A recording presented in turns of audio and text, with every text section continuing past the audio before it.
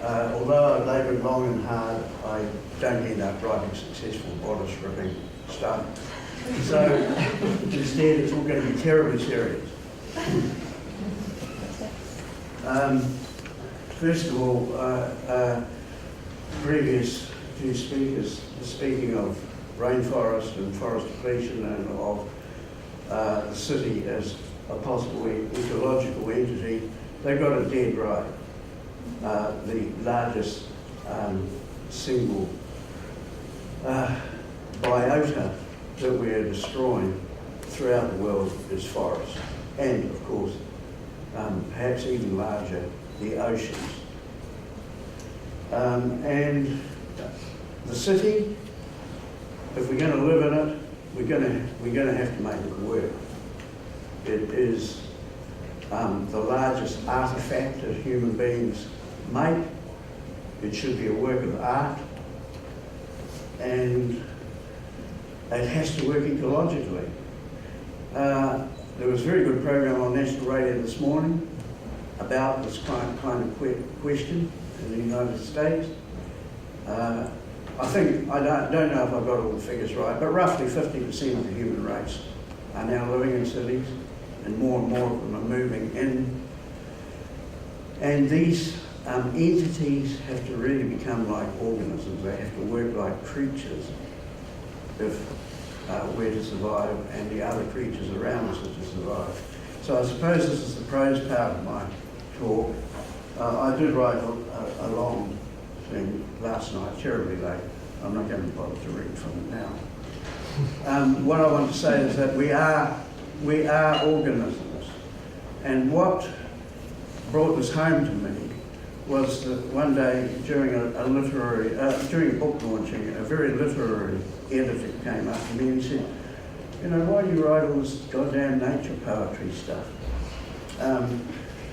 We're all living in cities now, and nature's not where it is."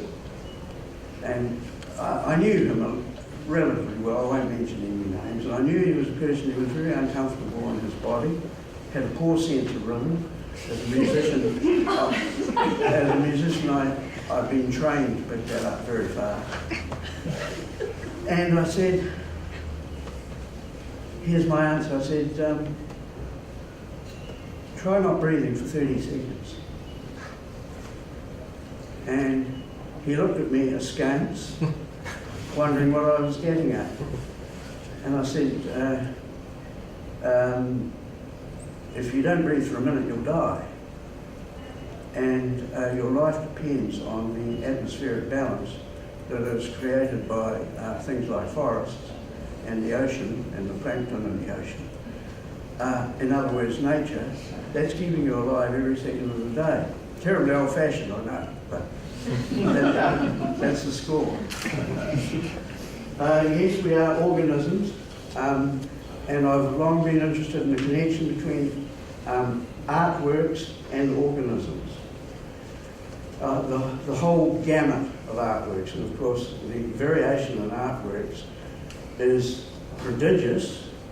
There are many species of art, but that is dwarfed by the variation in nature and the species in nature. It's long been my belief that art, making art species and is a process analogous to the way nature makes living species. Because I'm interested in, I suppose, ancient and obscure thinkers, I started to dig around in Aristotle. A very interesting place to start, because Aristotle had got onto this 2,500 years ago. He had it sorted out. 2 books he wrote. One is called The Poetics, the other is called On the Parts of Animals. Both showed that he had, first of all, a thoroughly ecological perspective of the interconnectedness of things, and he also had what we might call a biomorphic concept of art. That artwork, by its parts being greater, or by its sum being greater than by its whole be greater than the sum of its parts, just as organisms work in the same principle. So that really was the gist of what I wrote terribly late last night. So I'll leave you with that thought and commend Aristotle's Poetics to you, and also a very exhaustive study of ancient Greek, which I have not made, but I think it's useful to make because the meaning of certain words in the ancient Greek is very important to the present ecological debate. I'll conclude by reading short excerpts from poems that are far too long. One took me 19 years to write. It's called Archipelago. It's one single poem. I started writing it in 1972. It got published in 1991 and was republished in 1999. It's about living here in Oceania, about the ocean as theme and history, about nature and the forest here as theme and history. It was such a vast and amorphous subject matter that in the end I had to resort to musical techniques of composition to write it, to hold it together. So it's really written as a symphony. The section I'm reading from is a section called The Forest and Its Shrinking Web. This came about because in 1972, the New Zealand Government Forest Service published a paper called The Utilisation of the South Island Beach Forest. It was terribly upbeat, and it proposed the logging of 839,000 acres of high alpine forest, indigenous forest in northwestern and western Southland, on country that's so unstable that the mountains are literally on the move. And that began an environmental battle that lasted for 30 years, nearly 2 generations. It was only ended finally when Helen Clark in 2002 stopped the logging of indigenous forests on publicly owned land. There's always a danger that a government will renege on that. As Jeff Pickering said, we did it. We've already done our Amazon rainforest thing. We have already destroyed our forests, essentially. We've reduced them by about 70%. This is about the forest, and the forest as part of us, and we as part of it. And the forest descended on us, as onto the naked reefs of islands.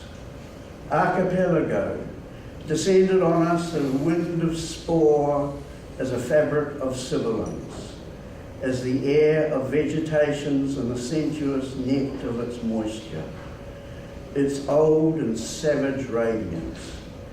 And we, moving among its plants, deeply anchored, the human diaspora, arriving on the floor of the tree's tall dance, its cruelty of wood, its serenity of wood, its hard wooden vines, its wooden roots plunging through the mineral bed.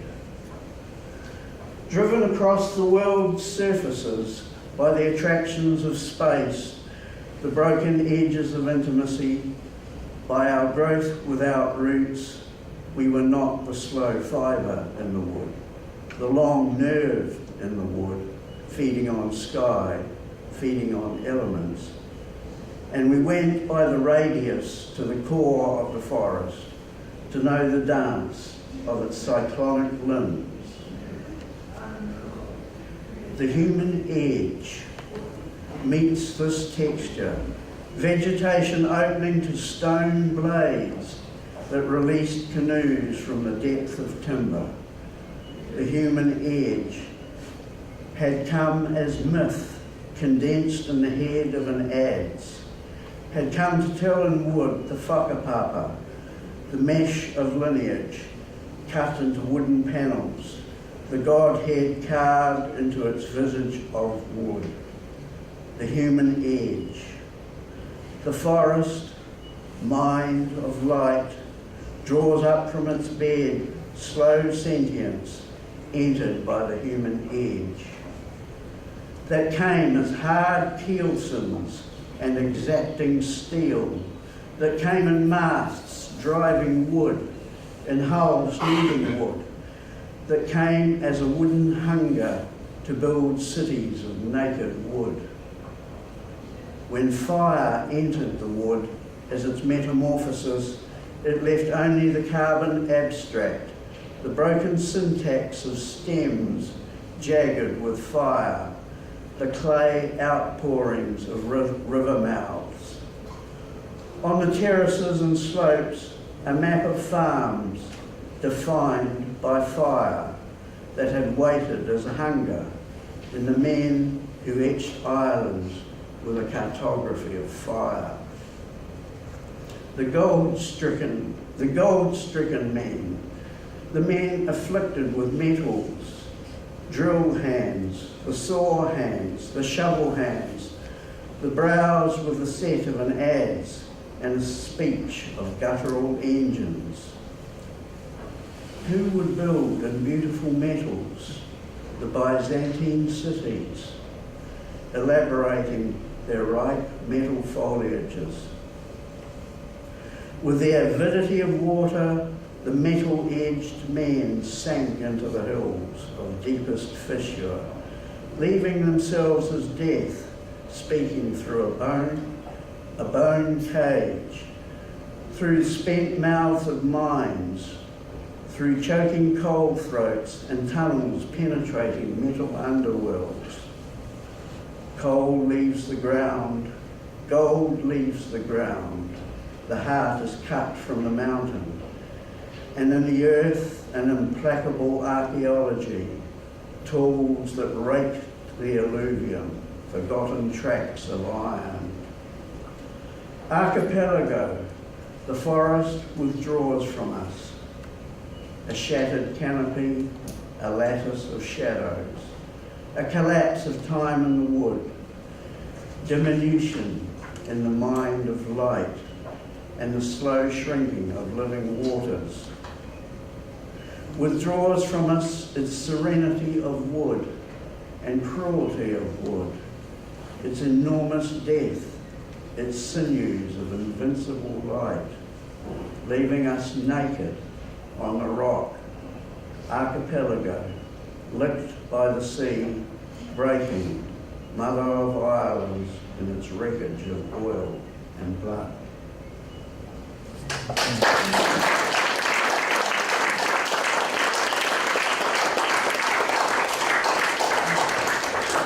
Now, I know that was a big downer, so I'm not going to read further. I was going to read a section out of this book, which is not forest but sea, based on a journey along the coast. I think we need a cup of tea.